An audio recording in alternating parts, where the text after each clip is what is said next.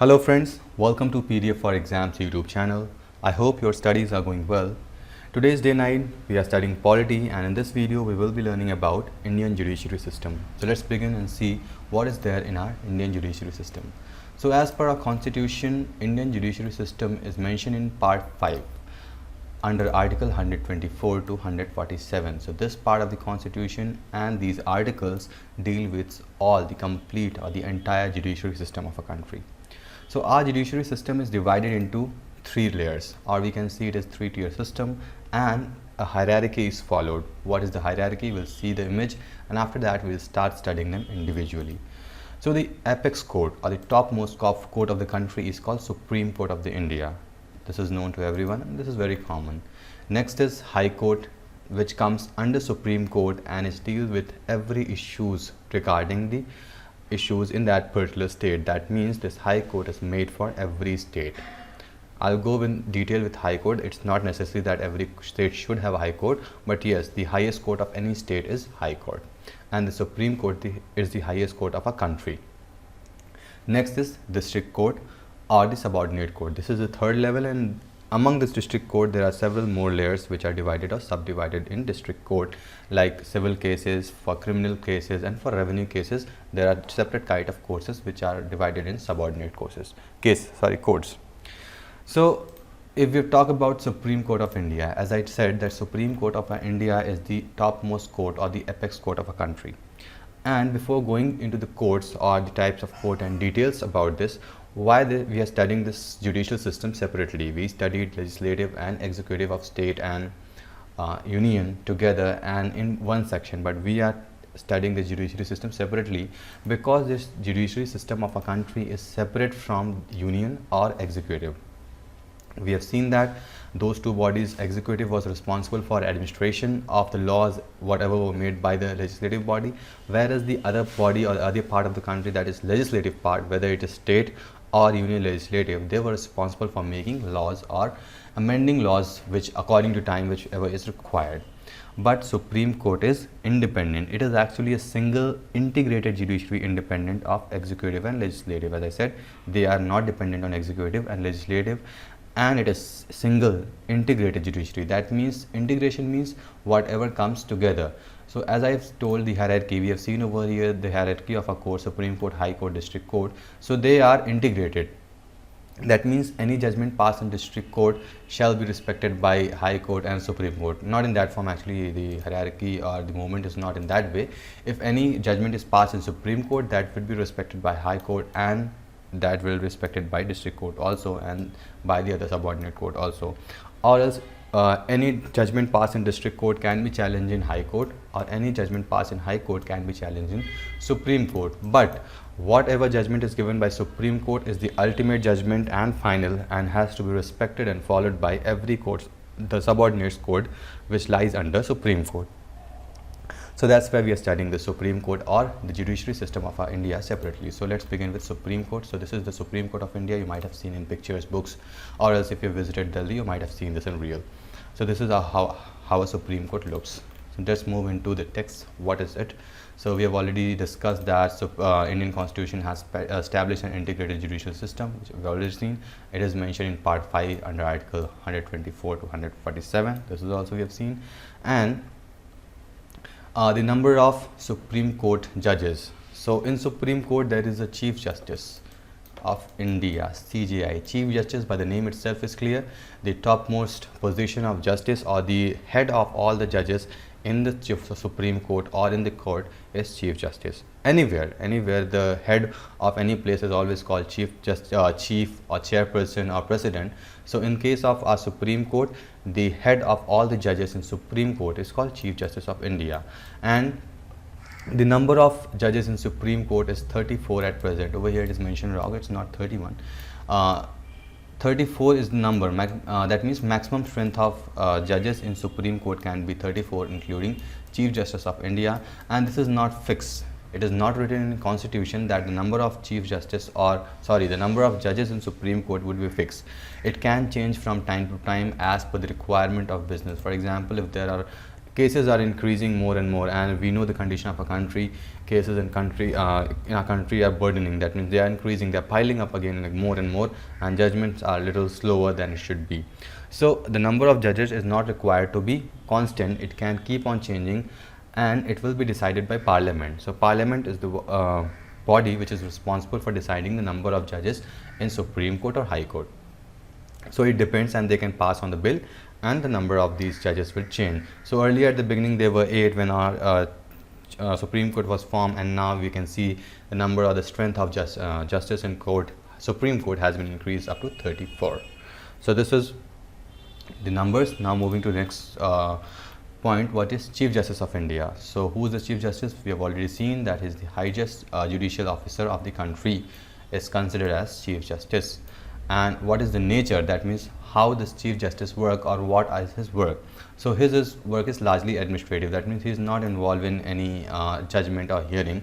Most of the work he is responsible for is administration. That means he will allocate the judges in any case. For example, if 10 cases come to Supreme Court, then Chief Justice is a person who will allocate.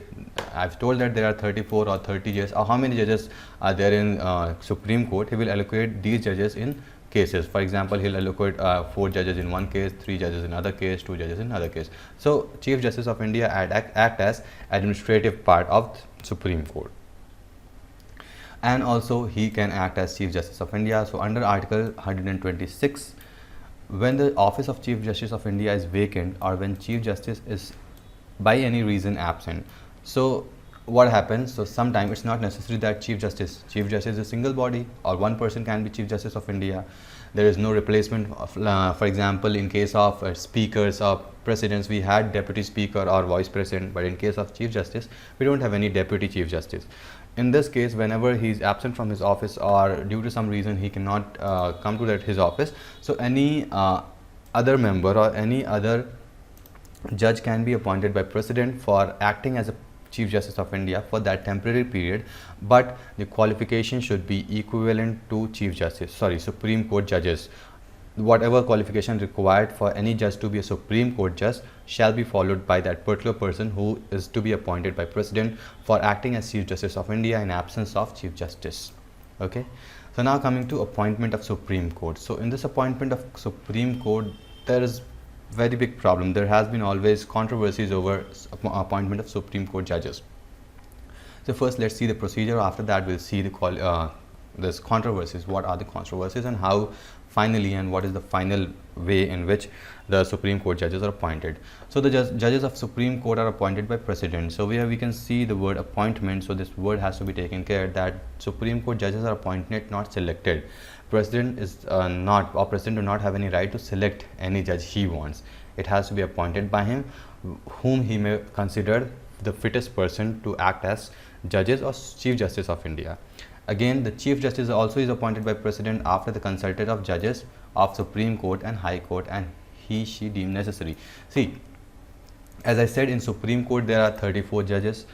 If there are 34 judges, and out of which one is Chief Justice, so in case of appointing a Chief Justice, President may seek consultation with these judges, the other judges of Supreme Court, or else if he wants to appoint these judges and there is the Chief Justice already present, then President can seek consultation with Chief Justice to appoint the other judges of Supreme Court. So this is the procedure how Supreme Court judges are appointed. Now how they are, or how they can act as Supreme Court judge. So there is an issue with consultation. So over here we can see the other judges are appointed by President after consultation with Chief Justice and such other judges of Supreme Court and High Court. As you see, we have seen this word consultation over here also, we have seen the consultation of here also. And so what is the problem, or what problems were there in past? But now it is already solved, but in earlier, whenever starting, so we'll say what were the controversies about this word consultation. So there was very important case in history we have already read, and we have seen in many classes, in previous classes also we have learned about Keshwanand Bharati case. So in that case, what happened in 1973, a Prime Minister at that time, under her influence, the Chief Justice of India was appointed. Whereas we have already seen that judicial system of India is independent of those body, whether it is executive or legislative body. It is completely independent, and it should be independent, so that if they have to give judgment against the state. See, our constitution or any fundamental rights or anything which have been made for citizens of India, they are made against the state. That means if there is any problem to a citizen of India, they can file case against state. And if these courts would be influenced by these states, so they will never be able to give judgment against these states. So for that very purpose, this Supreme Court or any court of India should be independent of these legislative or executive body. So in 97 this happened under the influence of our Prime Minister. Chief Justice was appointed. So this was challenged, or this word consultation was challenged in Supreme Court under the case of SP Gupta versus Union of India in 1982. In 1982 this word was discussed, that what does this consultation means. This consultation is mandatory, is it binding president that he may consult, or he can appoint anyone he wants. So at that time the judges of Supreme Court said that this is not binding, the consultation is not binding any precedent, that he can appoint even just a mere consultation. That means he can just mere consult with the Chief Justice of India to appoint the other judges, and he can consult the other judges to appoint Chief Justice of India. But again, in Saurara versus Union of India in 1993, this SP Gupta case was challenged, because as we can see, if this consultation becomes mere non-binding or mere consultation, this can depend the appointment of judges on executive and legislative body. So that's why it was again challenged, and finally collegium system was born. Collegium system will explain in detail.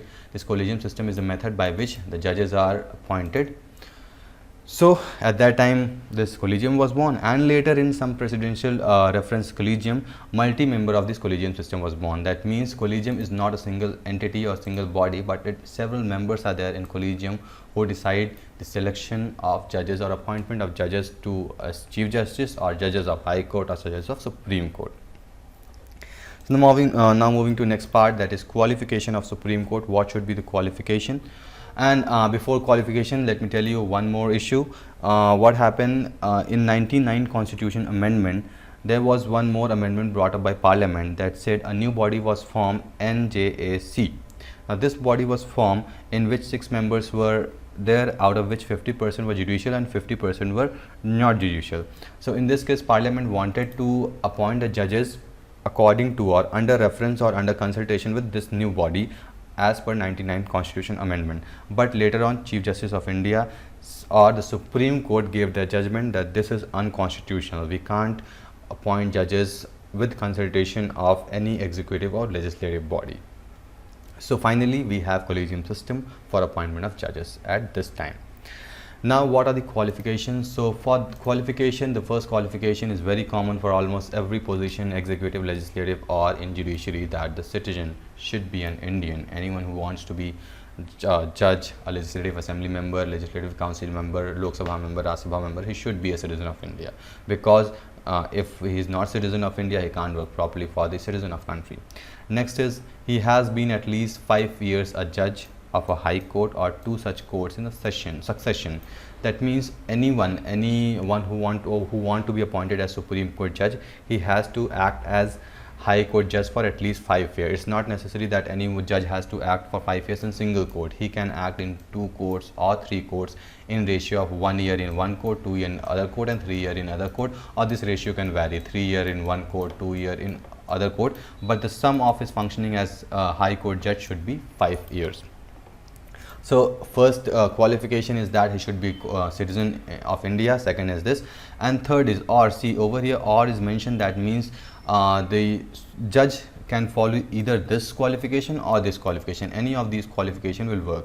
So what is the next is that at least 10 years an advocate of High Court or 2 more such courts in succession. In this case, any person who is lawyer or advocate in High Court for at least 10 years, he is also eligible for becoming a Supreme Court judge. Now what's the next? Every person appointed to be judge of Supreme Court shall before enter upon his office make oath. Of course, if anyone is going to act as a public officer or judicial officer, he has to take oath in front of president, so that he will work his works by abiding the constitution. Next is the age is not mentioned in the qualification. That means any person who is above 18, of course 18 years should be there, because above 18 or above adulthood no one can join any office. So in this case, minimum age is not mentioned for anyone to become a member or Supreme Court judge. But in case of executive and legislative body, we have seen that for lower house it was 25, for upper house it was 30 years. This was the age limit in their case. But in case of judiciary or anyone to become a judge of Supreme Court, the minimum age is not mentioned. But for retirement, the judge should be, or the judge should have reached 65 years. So this is the maximum age up to which a judge of Supreme Court act as a judge in Supreme Court. And once the judge is retired, if Supreme Court retires from the Supreme Court, he will not do any kind of legal practice in any court. That means 65 years attained working as judge of Supreme Court. After that, he can't practice in any of the court as lawyer or judge anywhere in India. But temporarily he can be called by the Chief Justice of India with consultation with President to act temporarily. We'll see that later, why and how, what are the cases when a Supreme Court judge, a retired judge, can be called for working. Next is process of impeachment. So impeachment means removal of from position or removal from office. So as we have seen in case of President and other members, that how they can be removed. So there is a separate procedure by which a president can be a Supreme Court judge can be removed. But here in Constitution, this word impeachment is not used. In Constitution, only removal word is used. That means Supreme Court can be removed by several procedure. What's the procedure? So the procedure is very simple. A resolution or motion has to be passed in either of the house, any house. It can be Lok Sabha or Rajya Sabha. A motion is passed, and the motion should be supported by at least 100 members. If it is passed, if the resolution or motion is passed in Lok Sabha, the member supporting minimum should be 100, and in case of Lok Sabha, the minimum number supporting should be 50. And once this motion is passed, the chairman of Lok Sabha can give directly assent. That means, okay, the chairman of Lok Sabha and Rajya Sabha, who are chairmen in Lok Sabha is the speaker, and in case of Rajya Sabha, the president. They can directly give their assent, or they can form a committee, an inquiry committee, whether this motion is correct or not. So in case of formation of committee, the inquiry committee will consist of several members. So those members are the Chief Justice or Supreme Court judge. So one judge or the Chief Justice himself would be member of this inquiry committee. Other is High Court Chief Justice and distinguished jurist to probe the charges, and there should be a distinguished jurist who is expert and probing all these things. So these three members would be part of this inquiry committee, and once this inquiry committee submits its report to the speaker or the person who has, or in the house in which the motion has been initiated, so that person, their voting will be done. So for example, the motion was initiated in Lok Sabha, 100 members signed, an inquiry committee was formed by the speaker or the head of the presiding officer that house, and after that these committee found the judge guilty. They will pass, a voting will be done, and the voting will be done by special majority in that particular house. It will be passed to next house, and after passing to next house, again the special majority voting will be done, and finally judge will give his assent, and the judge will be removed from the position. But till now, by this process, no judge has been removed. By the process of impeachment, no judge has been removed, although there has been a process of impeachment justice has been charged with any case that he was to be removed by this process. But due to lack of majority in Lok Sabha itself, majority did not vote. That's why that procedure was diminished and judge was not removed. And of course, there should be certain case in which the judges can be removed. That means there should be particular ground. We can't remove anyone from his or her office without any reason. So if any judge is found incapacity of working, that means he is not able to work properly, or he has abused or misbehaved a constitution, he is not following the constitution, or there is some problem in his judgment due to constitution. So in that cases, a judge can be impeached or removed from his office. Next is ad hoc and retired judge. As we have discussed earlier, that under Article 27, there should be a quorum maintained for functioning of Supreme Court.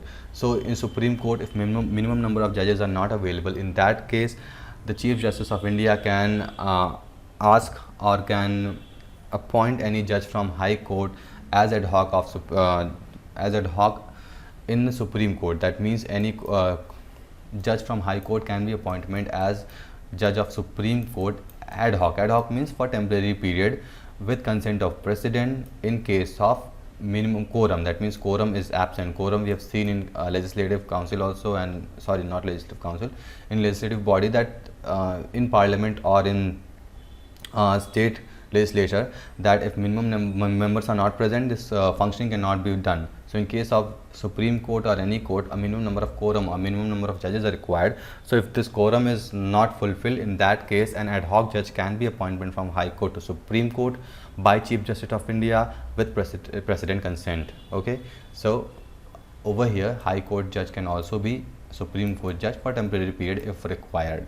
Next is judge so appointed should be qualified, and of course if any court if any judge is appointed from High Court to Supreme Court, he should fulfill all the qualification what an Supreme Court judge requires. We have seen the qualification earlier, no minimum age is required, but he should have act as judge of High Court for minimum of 5 years in 1 or 2 in succession. Next is, or apart from this, he has been a lawyer of High Court for more than 10 years. Next, it shall be duty of the judge who has, now this is the part, duty of any judge who is appointed as ad hoc from High Court to Supreme Court, that he should function as Supreme Court judge function. He'll get all the emolument, salary, or whatever the facilities and Supreme Court Supreme Court judge gets, he will also get.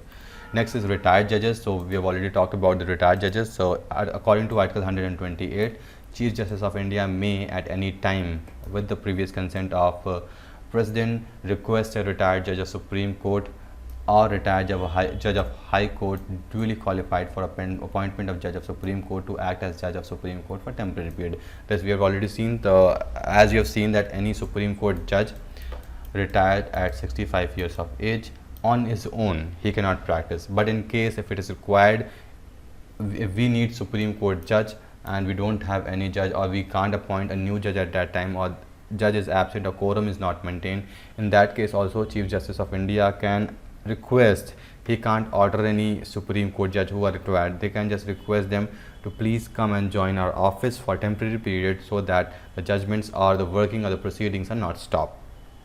Okay, next is such judge will, while sitting and acting, entitled such allowances. Again, these are common things that if anyone is working, he or she will get the allowances and salaries whatever a normal judge get.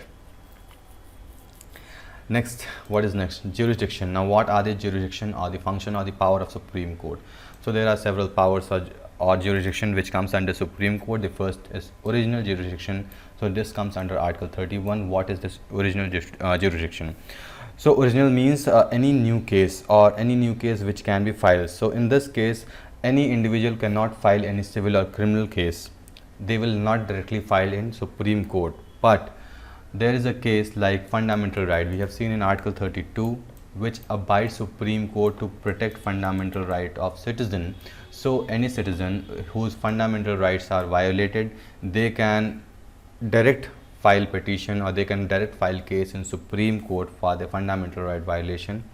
So this is works as original jurisdiction in this case, in case of fundamental right, or else if there is any dispute between Government of India and state. So see this point especially, Government of India and states, for example, union government is, central government is here, state government is here. If any disputes is there between these two governments, then Supreme Court can act as original jurisdiction. That means this is a new case arising and only Supreme Court can handle these kind of cases.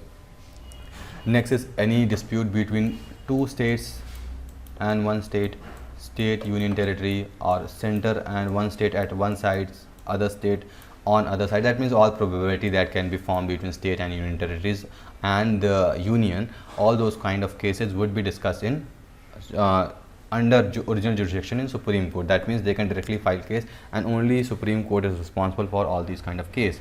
And there are certain exemption from original jurisdiction.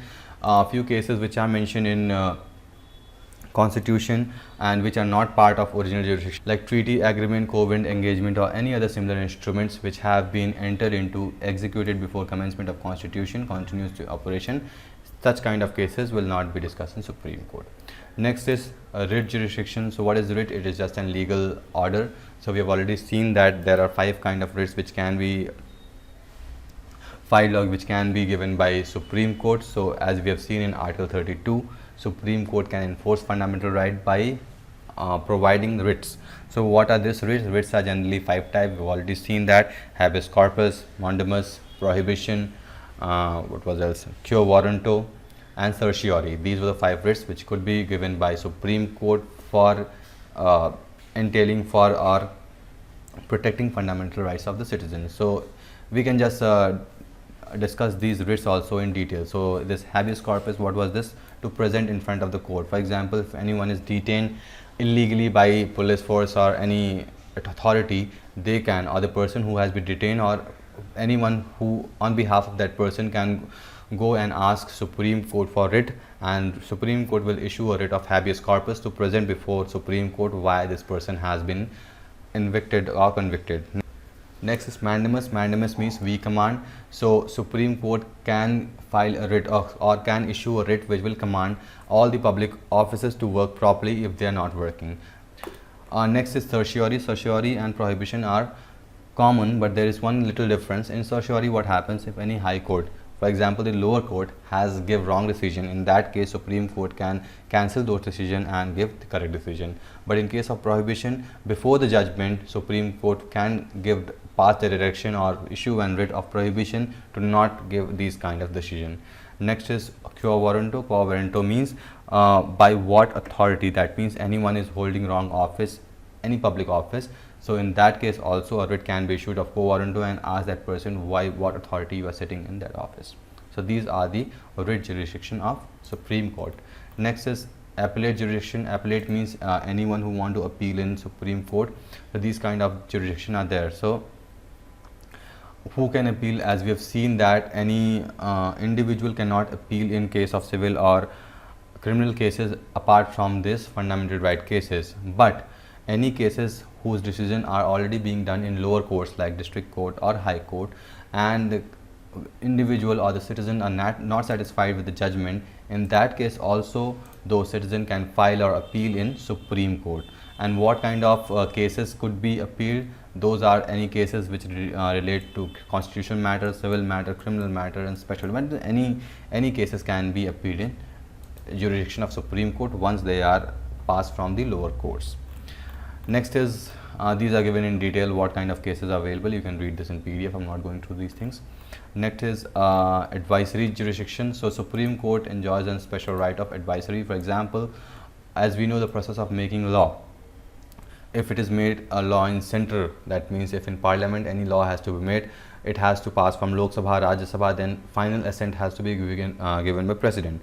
So in some cases, if president wants consultation from Supreme Court, so Supreme Court can act as a consultation body and can tell a president that whether it is abiding the constitution or it is violating the constitution. So this is the advisory jurisdiction. Next is judiciary independence. As we have seen, Supreme Court is very much independent to give its jurisdiction according to the constitution, whatever, if it doesn't violate the constitution, and they are not dependent on either legislative body or executive body. So judicial of Supreme Court is independent. Next is a court record. So any court, whatever judgments are being done, these has to be maintained as a record for reference. Those are called legal reference for future. If in future similar kind of cases appear in front of the court, so those records can be used for giving judgments. So this is called a court of record. Not only Supreme Court, all courts have this jurisdiction, a court of record. There are several important terms. We'll go through these terms quickly. First is judicial review. As we have said, judicial court or the Supreme Court, apart from passing on any judgment or viewing anything, they have full rights of judicial review. If any acts has been made or any act have been amended, Supreme Court can just review it, and if they find it is violating the basic heart of the constitution, they can just change that act. It's under hand of Supreme Court. And there are other important terms: judicial activism, judicial overreach, and this public interest litigation. This is PIL. PIL is very common term these days. You might have heard and seen in several movies. What is this PIL? If any issue is to be found which is violating or which is in favor or against of a large public group, so those kind of PIL can also be filed in Supreme Court. And this PIL is the thing which is only practiced in Indian Supreme Court. Nowhere in world this PIL is being entertained by the highest court of that particular country or continent. So PIL is the only extra part which is enjoyed by Supreme Court of India, nowhere found in other places. Next comes the High Court. So this ends the Supreme Court, functioning, working, everything is ended over here. Next is High Court. So before starting, we'll see under which article is High Court functions. So in Article 124, it's written that every state should have a High Court and there should be a Chief Justice. But is it necessary for every state to have a High Court? No. Any state can share a High Court. That means there could be common High Courts for two states. So total number of High Courts in India at present is 24. And if we talk about the first High Court, so it was the Calcutta. As we have seen, before the independence of a country in 1862, there was colonies and provinces, we can say. So there were three major provinces, Bombay, Madras and Calcutta. And in these provinces, three high courts were built, and these high courts were built in same year, whereas Calcutta High Court being the first high court. So if question arises, it won't come in UPSC most probably, but in one day exam or some state PCA exam, if question arises which was the first high court of India, you can say Calcutta, which was built before independence of a country, was the very first high court. So this is all about the High Court. Next we'll see appointment. So appointment of the judges is also almost similar how it was appointed in Supreme Court, or judges in Supreme Court were appointment. So over here also the justice or the judges in High Court are appointed with the President by consultation of High Court judge.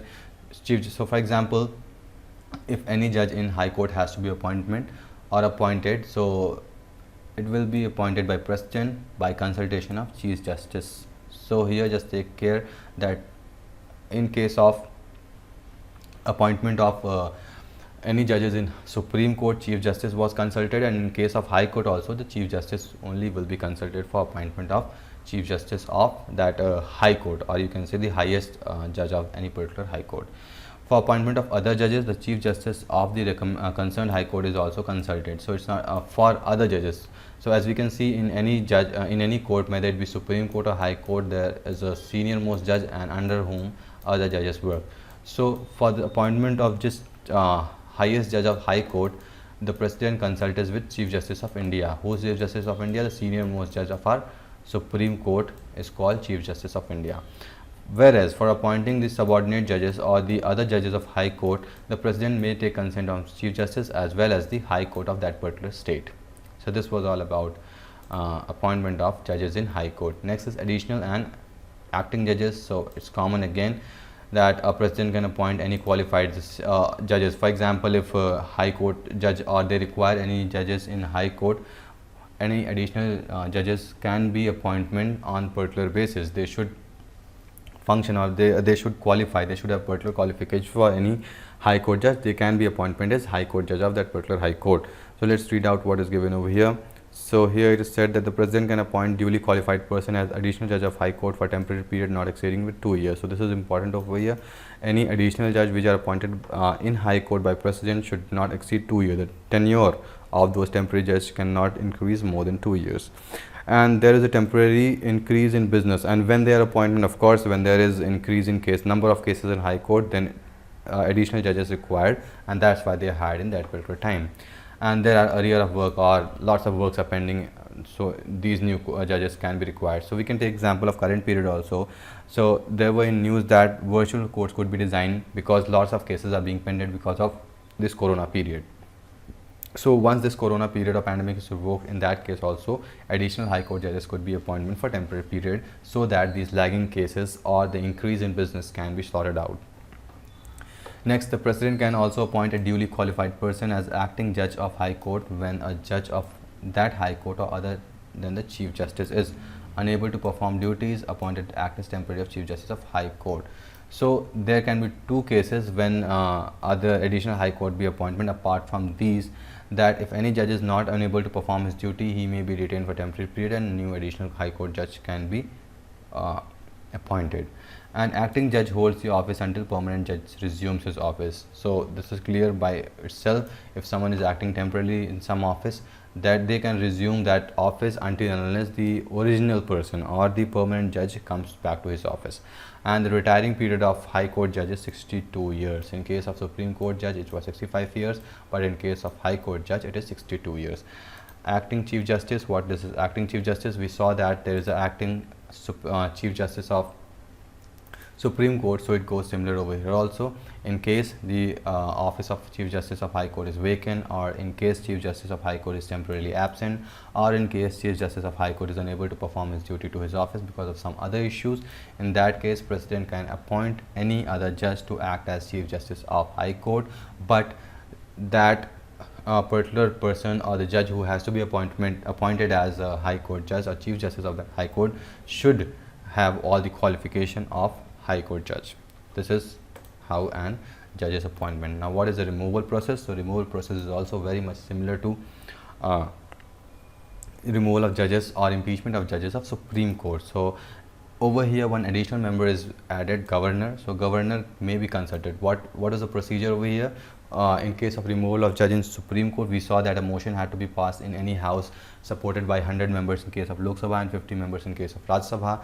Then it was passed to the chairman, if required, appointed 3 members committee. Those committee would submit their report, and if the report was against the judge, there was voting done by majority, special majority, and after that it was passed to next house. Over there also majority voting was done, and finally president gave his assent and that judge was removed. So over here also it is done similarly, but in case of judges of High Court, the consent can be taken from the governor also, that's it, whereas other things are same as it was in case of Supreme Court judge. Next is qualification for judges. So qualification is common. What is common? Citizen of India, common for everyone.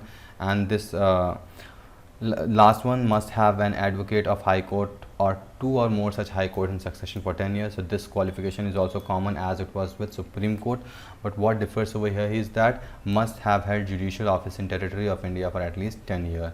Over there what it was that a person who want to be a judge in Supreme Court must be a judge in High Court for at least 5 years in succession, whether in one High Court or in more than one High Courts. Over here, any person who is holding judicial office means judge, lawyer, government judicial office in any territory, that means in any state of India for 10 years can be a judge of High Court judge.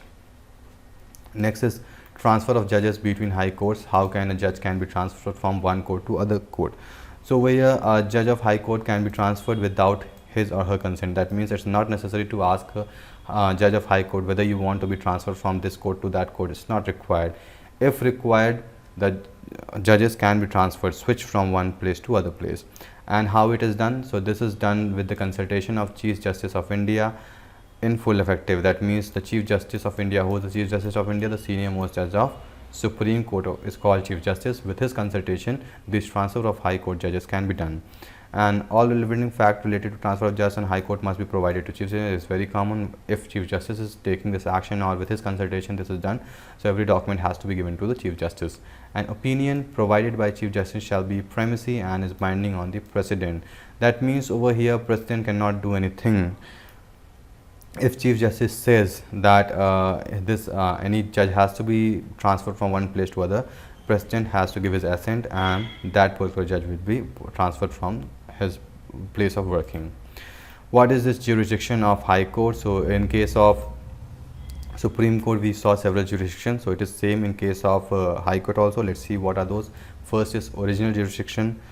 It is similar, the headings are similar but subheadings are not almost similar, because as we saw in case of Supreme Court about the original jurisdiction, over there we saw that it can solve the dispute between state and center to state and union territory. But over here, since they themselves are states or the highest court of that particular state, so these can't resolve the issues related to those kind of things under original jurisdiction.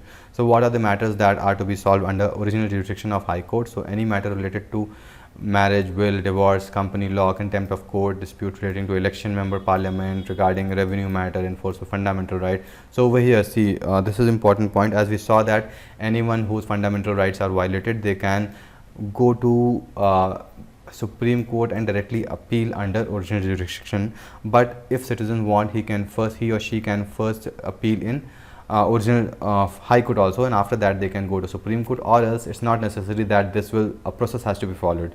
First High Court and then Supreme Court. In case of fundamental right, Supreme Court can also be used for their rights at first go, or else they can first go to High Court and then to Supreme Court. So this is the original jurisdiction. Next jurisdiction of a high court is appellate jurisdiction. Appellate means appealing.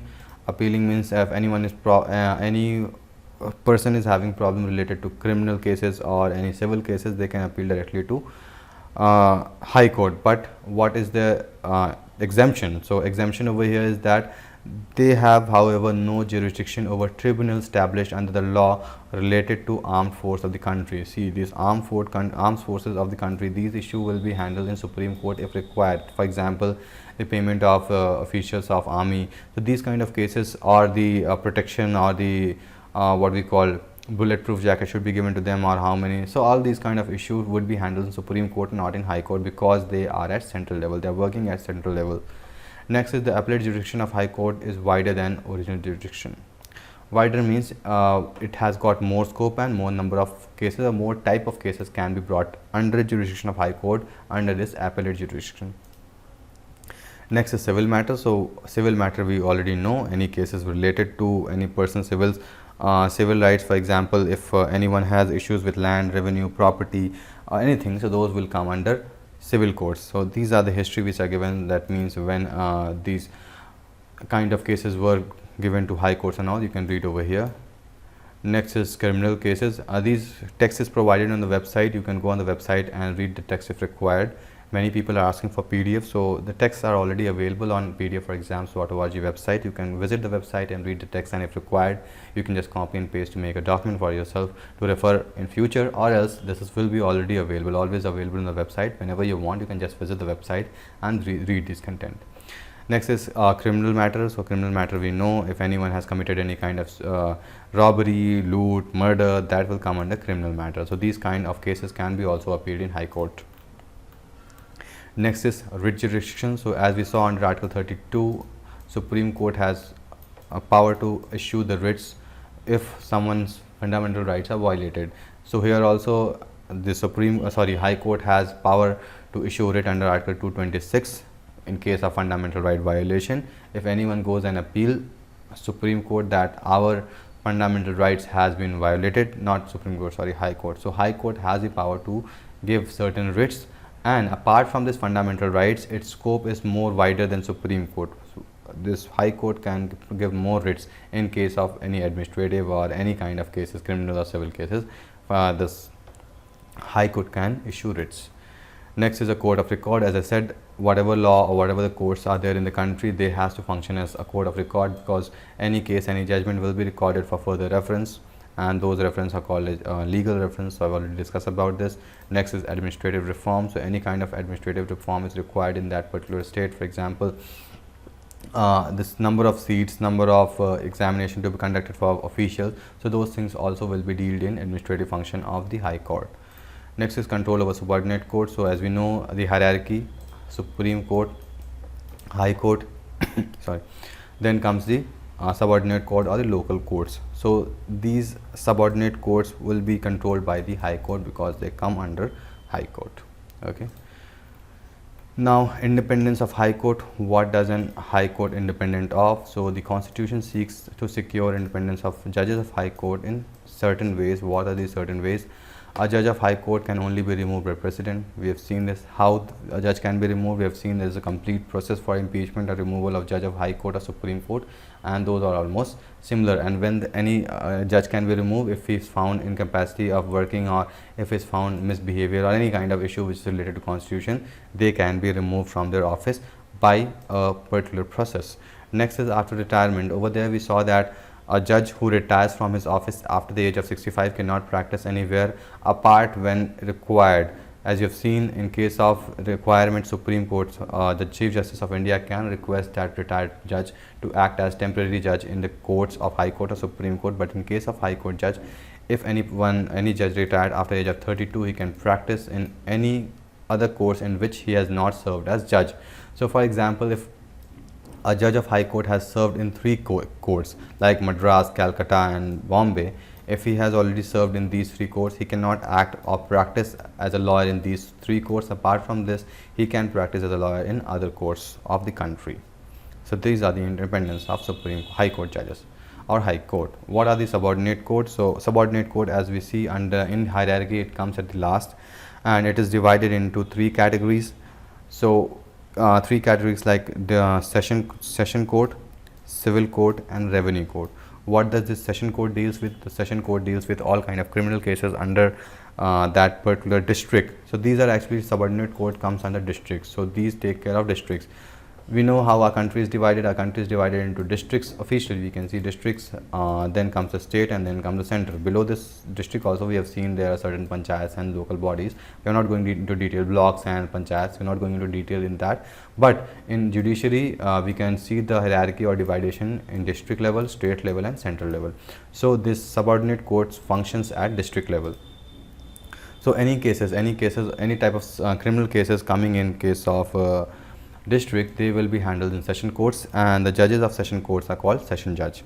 Next is the district court or the civil court. So any kind of civil courts or civil cases which are being held in that particular districts, those will be handled in civil court, and those courts are called as district court. And the last is revenue court. So any kind of matter related to collection of taxes, collection of revenue, those things will be dealt in the revenue court.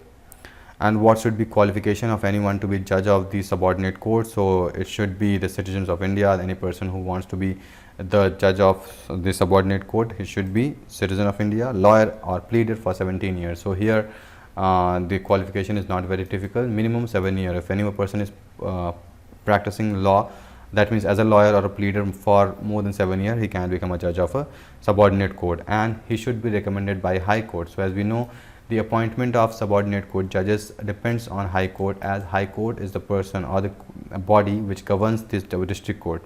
So this appointment of judges in subordinate court depends upon High Court, so they should be recommended by High Court. And as we saw, in case of High Court and Supreme Court, President was responsible for appointing judges in these two courts.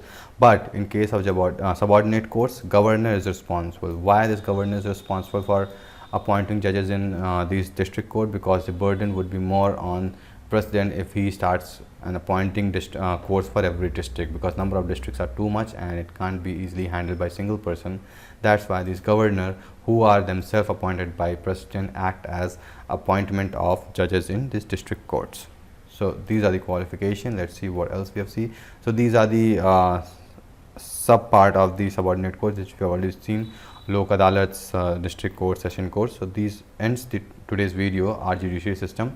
So in today's video, we have learned about the hierarchy or the system of judiciary in India, and we have seen that the judiciary system of a country is completely independent of the executive and legislative body of a country. And why they are independent? So that they can challenge or they can give their judgment against state if any of our fundamental rights are violated, or if we have any problem, we as a citizen, we means we or a citizen, if we have any problem regarding any issues which is concerned with state or country, they can be challenged in these courts, and they can give proper judgment. That's why they are totally independent. And we saw how the judges are appointed in civil court, district courts, and high courts. And appointment of judges in Supreme Court, there is a particular procedure, there is a person who is responsible, and all the oaths. In case of Supreme Court and High Courts, oath of the judges will be taken in front of President, whereas in case of District Court, the oath will be taken in front of Governor, because he is the person who is appointing them, but recommended by High Court. So this ends the video. I hope you have understood the judiciary system. Still, if you have any issues or any doubts, you can always ask in the comment box. I'll try to answer all your queries in next video. Thank you for watching. See you in next video. Till then, goodbye.